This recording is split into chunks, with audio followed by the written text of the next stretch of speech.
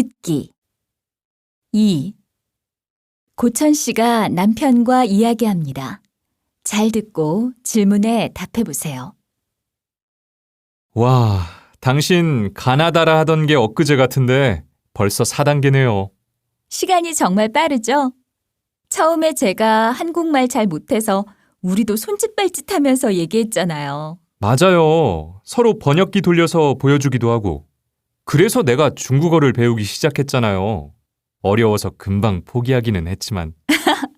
정말 그런 적도 있었네요. 당신이 열심히 사회통합 프로그램 수업을 들은 덕분에 우리가 이렇게 편하게 대화할 수 있게 된 것 같지요? 네, 그런 것 같아요.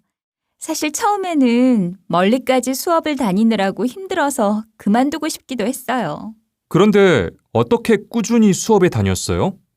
어느 날 어떤 선배 언니가 한국 생활 적응을 위해서는 언어가 제일 중요하다고 절대로 그만두지 말라고 하면서 고진감래라는 말을 해줬어요.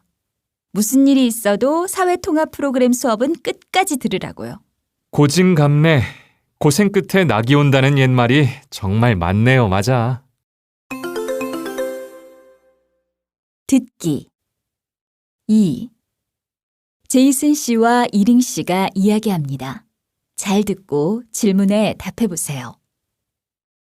얼마 전에 뉴스에서 봤는데 요즘 한국에서는 아이를 낳지 않는 부부가 점점 많아지고 있대요. 우리 고향도 비슷해요. 옛날에는 결혼하면 아이를 낳는 게 당연하다고 생각했지만 요즘은 생각이 많이 바뀐 것 같아요. 맞아요. 아이를 낳지 않을 뿐만 아니라 결혼 자체를 안 하잖아요. 네. 경제적인 부담도 크고 개인 생활을 중시하는 분위기 때문에 그런 것 같아요. 이링 씨는 어때요? 저는 생각이 자주 바뀌어요. 결혼하고 싶을 때도 있고 혼자 편하게 사는 게 좋을 때도 있어요. 저는 지금 가족과 떨어져 살고 있어서 그런지 결혼도 빨리 하고 아이도 많이 낳고 싶어요. 듣기 2. 방송에서 사회자와 기자가 이야기합니다. 잘 듣고 질문에 답해 보세요. 안녕하십니까? 생활 속의 과학 시간입니다. 오늘은 병원에서 인공지능을 어떻게 활용하는지 알아보기 위해서 의학 전문 기자를 모셨습니다. 인공지능은 병원에서 어떤 역할을 하고 있습니까? 인공지능의 가장 큰 역할은 환자를 진료하고 그 결과를 분석해서 환자의 아픈 곳을 찾아주는 겁니다. 또한 환자에게 맞는 치료 방법을 의사에게 조언하기도 합니다. 그렇게 되면 의사의 일자리가 줄어드는 것은 아닐까요? 그렇지 않습니다. 의사의 일자리가 줄어드는 것이 아니라 역할이 달라지는 겁니다. 지금까지는 의사가 직접 환자를 진단하고 처방하는 일을 하곤 했습니다. 그런데 이제는 인공지능이 환자의 정보를 수집하고 분석하면 의사는 그 정보를 활용하여 정확한 치료 방법을 결정합니다. 인공지능 때문에 의사의 일자리가 줄어드는 줄 알았는데 그게 아니었군요. 앞으로는 인공지능 덕분에 환자가 보다 높은 의료 서비스를 받을 수 있겠네요. 듣기 2. 아나이스 씨와 한국인 친구가 이야기합니다. 잘 듣고 질문에 답해 보세요. 저 갑자기 친구 아버님이 돌아가셔서 장례식장에 가야 되는데요. 제가 한국에서 장례식에 안 가봐서 어떻게 하는 건지 모르겠어요. 그래요? 일단 검은색 옷을 입고 가는 게 예의예요. 그리고 조의금도 준비하세요. 조의금이 뭐예요? 유족을 위로하기 위해서 내는 돈이에요. 보통 흰 봉투에 넣어서 준비해요. 그렇군요. 그럼 거기 가서는 어떻게 해야 돼요? 먼저 빈소에 들어갈 때 방명록에 이름을 적고 조의금을 내요. 그리고 고인의 사진 앞에 꽃을 놓은 다음에 그 앞에서 절을 하거나 기도를 하면 돼요. 그러고 나서 유족들에게 인사를 하고요. 주문이 끝나면 빈소 옆에서 식사를 하기도 해요. 자세히 알려줘서 고마워요. 듣기 2. 한국의 문화유산에 대한 강의입니다. 잘 듣고 질문에 답해 보세요. 안녕하십니까? 오늘 강의에서는 10월 9일 한글날을 맞아 한국의 문화유산 한글에 대해 다시 한번 생각해 보고 여러분이 한글을 처음 배울 때 경험에 대해서도 이야기해 보겠습니다. 여러분, 현재 우리는 말을 글로 쓰는 것이 당연한 시대를 살고 있습니다. 하지만 만약 우리가 하는 말을 기록하는 문자가 없다면 어떨까요? 한글이 만들어지기 이전에 한국 사람들은 어땠을까요? 그렇습니다. 한국어를 기록하는 고유의 글자가 없어서 백성들이 무척 불편함을 겪었습니다. 그래서 세종대왕은 집현전 학자들과 함께 문자 생활을 편하게 하도록 하기 위해 한글을 창제하게 되었습니다. 한글은 전 세계적으로 우수성을 인정받고 있는 과학적인 문자로 알려져 있습니다. 여러분도 잘 알고 있는 것처럼 한글은 소리 글자이고 자음과 모음으로 이루어져 있습니다. 모음은 하늘, 땅, 사람의 모양을 바탕으로 기본 문자가 만들어졌습니다. 또 자음자는 발음기관의 모양을 본떠 기본 문자가 만들어졌습니다. 이런 원리를 잘 알면 한글을 배우기가 더 쉬워집니다. 여러분은 한글을 이해하고 배우는데 얼마나 걸렸습니까? 여러분이 알고 있는 다른 문자와 한글은 어떤 차이점과 공통점을 가지고 있습니까? 듣기 2. 뉴스에서 기자가 이야기합니다. 잘 듣고 질문에 답해 보세요. 국내에 체류하고 있는 외국인이 이제 250만 명을 넘어섰습니다. 이로써 전체 인구에서 외국인이 차지하는 비중은 4.9%가 되었습니다. 국적별로는 중국이 가장 많았으며 이어 베트남, 태국, 미국, 일본 등의 순서였습니다. 최근 5년 동안 중국과 미국에서 온 외국인 비율은 줄어들고 동남아시아와 중앙아시아의 외국인 비율은 늘어난 것을 볼 수 있습니다. 체류 외국인 중에서는 취업을 목적으로 한국을 찾는 사람이 가장 많았으며 그 다음으로 유학생과 결혼 이민자 순으로 나타났습니다. 이러한 국내 체류 외국인들의 증가로 저출산 고령화로 인한 일손 부족 문제를 해결할 수 있을 것이라는 기대를 하기도 합니다. 그러나 또 한편으로는 내국인과 외국인 사이에서 일어날 수 있는 갈등에 대해 우려하는 것이 사실입니다. 그러나 이제 다문화 사회로의 변화를 막을 수는 없으며 막아서도 안 됩니다. 우리에게 남은 과제는 서로에 대한 이해와 배려로 함께 가는 다문화 사회를 만들어가는 것입니다. 듣기 2. 병원에서 의사와 환자가 이야기합니다. 잘 듣고 질문에 답해 보세요. 어서 오세요. 어디가 불편하세요? 선생님, 제가 아침부터 토하고 설사를 해서 왔어요. 그러세요? 어디 봅시다. 열도 있네요. 아침에 뭘 드셨어요? 집에 있던 냉커피를 마셨는데 나중에 보니 유통기한이 지났더라고요. 그렇군요. 급성 장염인 것 같아요. 그러면 이제 어떻게 해야 돼요? 일단 식사는 하지 마시고요. 설사가 멈추면 식사를 하되 조금씩 하세요. 그리고 물도 많이 드세요. 듣기 2.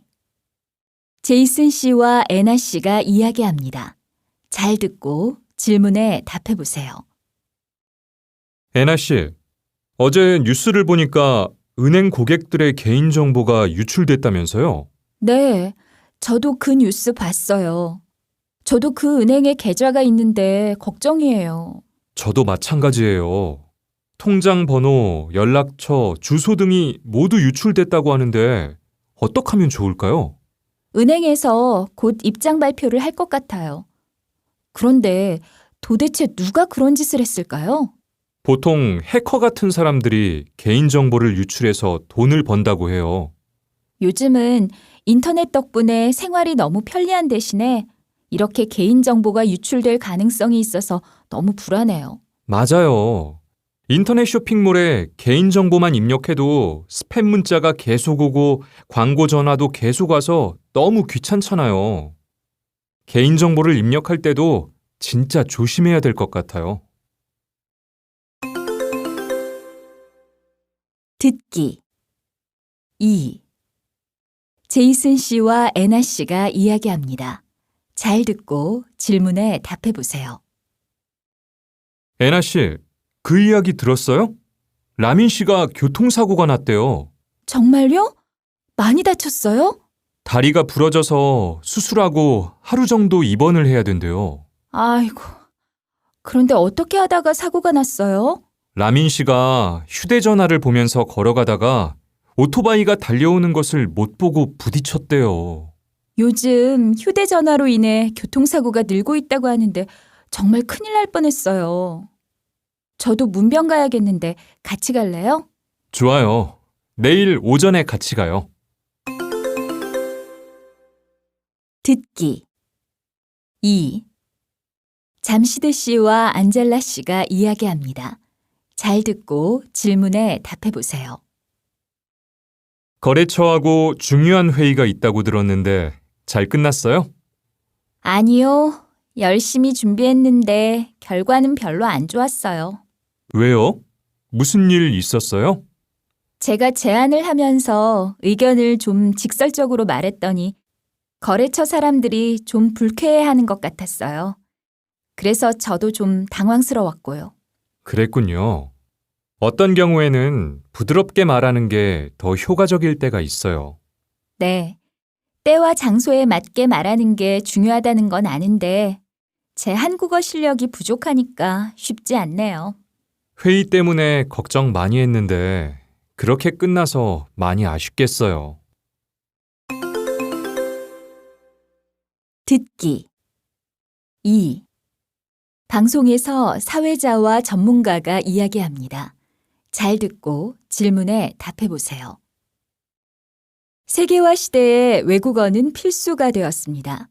그래서 오늘은 외국어 교육 전문가 두 분을 모시고 외국어 조기 교육에 대해 이야기를 하고자 합니다. 외국어 조기 교육을 어떻게 생각하시는지요? 세계화 시대의 인재가 되려면 외국어를 유창하게 해야 합니다. 그렇기 때문에 외국어 조기 교육은 꼭 필요하다고 봅니다. 저도 외국어를 잘해야 한다는 것에는 동의합니다. 그렇지만 외국어 조기 교육은 우리 기대만큼 효과가 크지 않습니다. 연구조사 결과에 따르면 3에서 6세에는 집중력이 부족해서 학습이 제대로 이루어지지 않는다고 합니다. 저는 그렇게 생각하지 않습니다.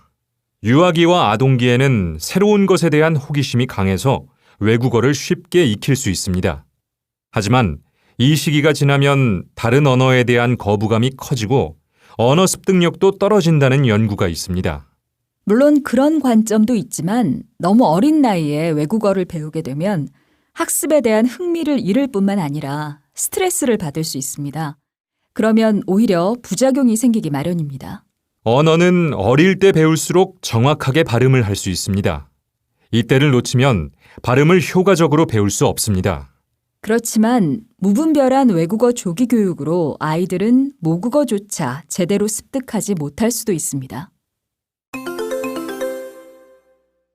듣기 2. 뉴스 앵커와 리포터가 이야기합니다. 잘 듣고 질문에 답해 보세요.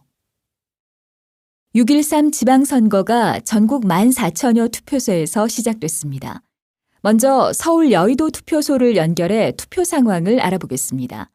양지호 기자, 투표가 이제 막 시작됐죠? 네, 조금 전인 오전 6시 정각부터 투표가 시작됐습니다. 투표 준비로 투표소는 새벽부터 분주한 모습이었는데요.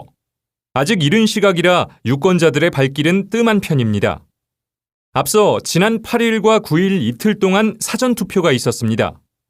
전국 투표율이 20.14%였지만 서울은 19.1%, 경기와 인천은 17%대로 모두 전국 평균을 밑돌았습니다. 오늘은 사전 투표와는 달리 유권자 본인의 주소지에 있는 지정된 투표소에서만 투표를 할 수 있습니다. 투표소로 출발하기 전에 선거 안내문이나 선관위 홈페이지 등을 통해 확인해 보시는 게 좋겠습니다. 신분증 챙기시는 거 잊지 마시고요. 투표는 6시까지 진행되고 선관위는 개표가 시작되면 밤 10시 반쯤에는 당선자를 알 수 있을 것으로 보고 있습니다. 지금까지 서울 여의도중학교에서 YBS 뉴스 양지호입니다. 듣기 2. 후엔 씨와 라민 씨가 이야기합니다. 잘 듣고 질문에 답해 보세요. 오늘 수업에 왜 늦었어요? 쓰레기를 버리는데 따로따로 분리해서 버리느라 생각보다 시간이 많이 걸렸어요. 그랬군요. 라민 씨는 쓰레기 분리 배출이 어렵지 않아요? 제 고향에서는 쓰레기를 같이 버리는데 한국은 종이, 플라스틱, 음식물 등을 분리해야 해서 아직도 익숙하지 않아요. 저도 음식물 쓰레기를 버릴 때에는 많이 헷갈려요.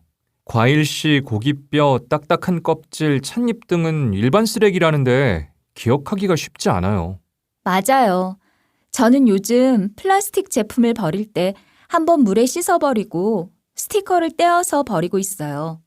좀 귀찮지만 쓰레기도 줄이고 환경 보호도 할 수 있으니까 열심히 하려고요. 맞아요. 요즘 환경오염이 심각해서 저도 분리배출을 더 열심히 하고 일회용품 사용도 줄이고 있어요.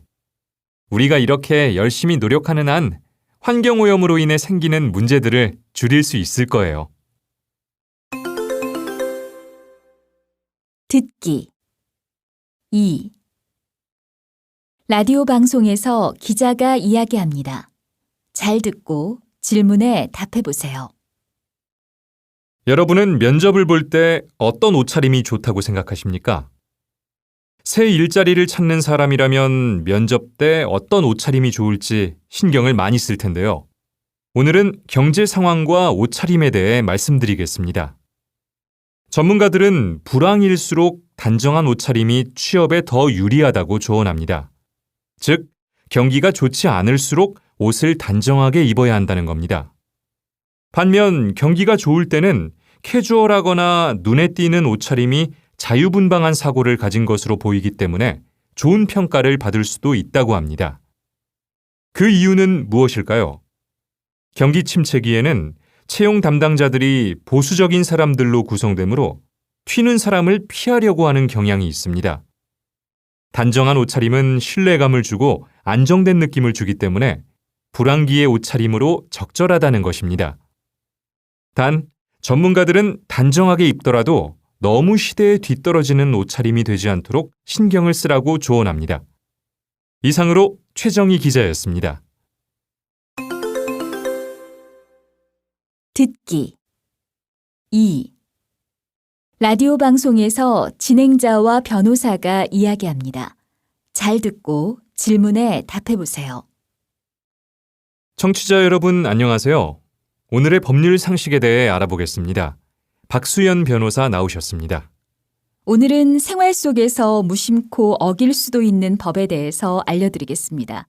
먼저 많은 분들이 아시다시피 인터넷에 연예인에 대해 함부로 말하는 댓글을 쓸 경우 처벌을 받을 수도 있습니다. 이런 악성 댓글의 경우 명예훼손죄나 모욕죄가 적용됩니다. 모욕죄는 1년 이하의 징역이나 200만 원 이하의 벌금으로 처벌받습니다. 또한 영화관이나 공연장에서 무단으로 영상을 촬영하면 저작권법에 걸리게 됩니다. 인터넷에서 영화를 불법으로 공유하는 일도 당연히 문제가 되고요. 자신이 구입한 음악 파일, 영화 파일이라고 해도 인터넷에 공개적으로 올리면 안 됩니다. 네, 앞으로는 이 내용들을 잘 기억해서 다른 사람의 저작물과 인격을 존중하는 우리 사회가 되면 좋겠습니다.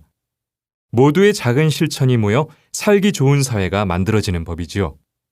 다음 시간에는 경제 문제와 관련된 법에 대해 알아보겠습니다. 그럼 오늘 순서 마치겠습니다. 듣기 2. 앵커와 한현수 씨가 이야기합니다. 잘 듣고 질문에 답해 보세요. 오늘은 모델 한현수 씨를 초대했습니다. 박수로 모셔보겠습니다. 안녕하세요. 모델 한현수입니다. 이런 자리에 초대되어 영광입니다. 한현수 씨가 한국에서 성공할 수 있었던 비결에 대해 궁금해하는 분들이 많이 계신데요. 어떻게 성공할 수 있었는지 말씀을 좀 해주시겠습니까? 처음에는 한국어도 잘 못하고 여러 가지 문제에 부딪히면서 고생도 많이 했습니다. 학교 생활에 잘 적응하지 못해 포기하려고 생각한 적도 있었고요. 그렇지만 하고 싶은 일이 무엇인지, 잘할 수 있는 일이 무엇인지 생각해 보게 됐습니다. 저는 어렸을 때부터 옷에 관심이 많았고 여자치고 키도 큰 편이기 때문에 모델을 잘할 수 있을 것 같았습니다. 그래서 모델이 되고 싶었습니다. 그렇게 마음먹은 후에 처음에는 모델로 성공할 수 있을지 막막했지만 그 꿈을 이루기 위해 많은 노력을 했고 무대에 모델로 설 수 있었습니다. 마지막으로 한현수 씨처럼 꿈을 이루기 위해 노력하고 있는 분들에게 한 말씀 해주시겠습니까?